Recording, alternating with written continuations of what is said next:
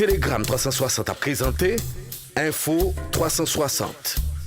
Info 360, yon condensé actualité journée en 360 secondes. Tout ça doit connaître sur ce qui passe dans le pays d'Haïti à l'autre côté, Info 360. Info 360, c'est information pratique, bien traitée, sans fausse côté. Bienvenue à Info 360. Des voix célèbres pour dénoncer l'arrestation jugée illégale au CAI du militant politique Mertil Marcelin, d'inégarable par le commissaire du gouvernement près le tribunal de première instance de cette ville, Ronald Richemont. Réputé proche de la veuve de feu président Jovenel Moïse, Marcelin faisait l'objet d'un mandat d'amener décerné par le chef du parquet de Port-au-Prince pour incitation à la violence et complot contre la sûreté intérieure de l'État après avoir tenu des propos menaçants à l'endroit du Premier ministre Ariel Henry. Dans un message posté sur son compte X, ancienne Twitter, l'ex-premier ministre Claude Joseph qualifie l'interpellation du militant de persécution politique. Nous ne devons pas laisser Ariel Henry basculer le pays vers la dictature, exhorte le responsable du parti aidé, qui rappelle que depuis le 7 février, le PM Henry dirige le pays sans aucune base légale ou légitime. Le maire de Carrefour fait part de son inquiétude face à la menace des bandits qui gagnent de plus en plus de terrain aux portes de sa commune. Dans une vidéo tournant en boucle sur les réseaux sociaux depuis le week-end écoulé, Julie Doigt-Pierre appelle les forces de l'ordre à se dépêcher pour éviter le pire car les résidents commencent à fuir leur demeure par crainte d'être victimes.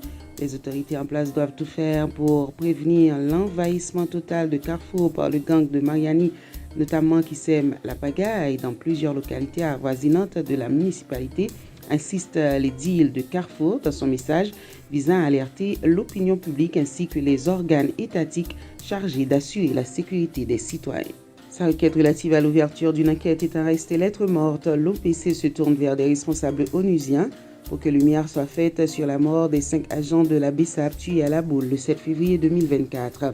Dans des correspondances adressées respectivement à l'expert indépendant des Nations Unies pour les droits de l'homme en Haïti et au haut-commissaire pour les droits de l'homme, l'Office de la protection du citoyen les invite à recueillir des explications de la part des autorités haïtiennes sur les agissements antidémocratiques des forces de l'ordre. L'arrestation suivie de la détention de 4 autres agents de la brigade de sécurité des aires protégées ainsi que les agressions subies par des journalistes dans l'exercice de leur profession ces derniers jours font également partie des sujets de préoccupation de l'OPC soulignés à l'intention des fonctionnaires de l'ONU.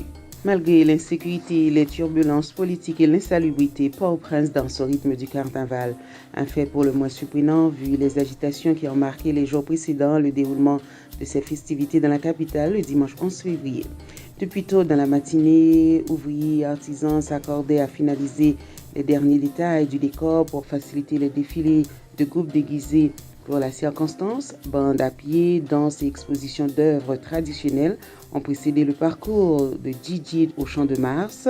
Ces derniers, à défaut de pouvoir miser sur des nouvelles compositions, ont dû se rabattre sur des séquences de meringues à succès de groupes de diverses tendances qui ont marqué le carnaval au cours des années antérieures pour haranguer les carnavaliers ayant fait le déplacement.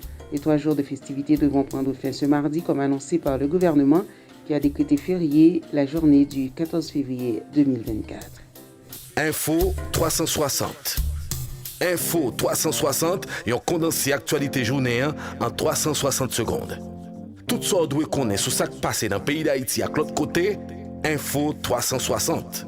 À l'étranger, le Massachusetts est en état d'alerte maximale à l'annonce d'une nouvelle tempête de neige qui devrait provoquer des perturbations énormes sur le fonctionnement de plusieurs secteurs importants. En raison des conditions météorologiques prévues et des conditions de conduite dangereuses attendues ce mardi 13 février 2024, la gouverneure Morale a ordonné que tous les employés non essentiels restent à la maison.